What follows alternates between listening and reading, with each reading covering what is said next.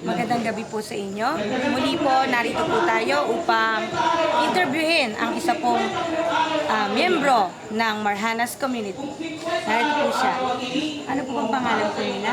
Ako po si Jinelle Benjo po. Taga saan po tayo? Nakakita po ako sa Grabber Street.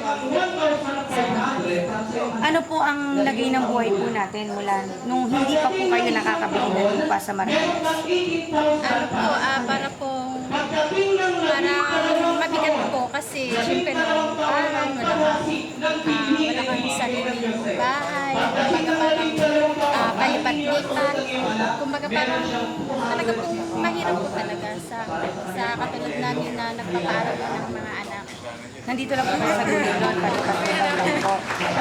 Ngayon po, nung nalaman niyo po na nagbebenta po ng lupa ang Marhanas, so, nung bumili po kayo, so ano po ang, mula po nung bumili po kayo ngayon, ano na po ngayon ang katayuan po ng buhay niyo? Ay, masaya po kasi nagkaroon po kami ng sariling bahay, lupang bahay. Kasi yun naman po ang kailangan sa isang pamilya na magkaroon po ng bahay. At yung kumbaga magkaroon kami ng disenteng pamumuhay. So nakaya niyo po ang pagbabayad po nun? Opo naman kasi affordable naman po yung hulog po. Dahil mura lang po ang hulog, hindi po gaya ng ibang mga hulugang lupa po. Pangmasa po. Opo, pangmasa po talaga. Ano naman po masasabi ninyo sa Marhanas Community?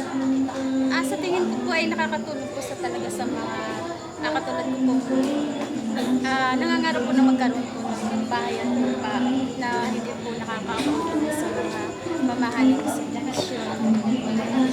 Sa ating pong cooperative, ano po masasabi ninyo sa ating Marhanas Cooperative?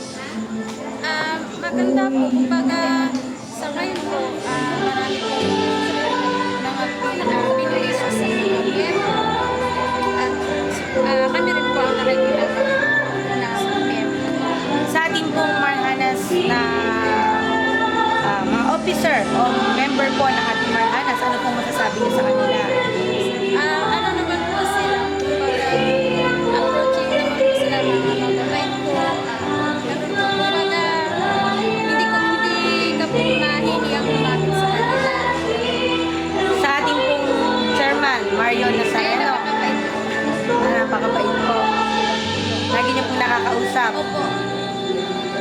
So, mga kasama sa Marhanas Community, so narito po ang isa sa mga miyembro natin ng cooperative na nagpapatunay kung gaano kagaling at gaano ang pagiging matulungin ng Marhanas. Maraming salamat po.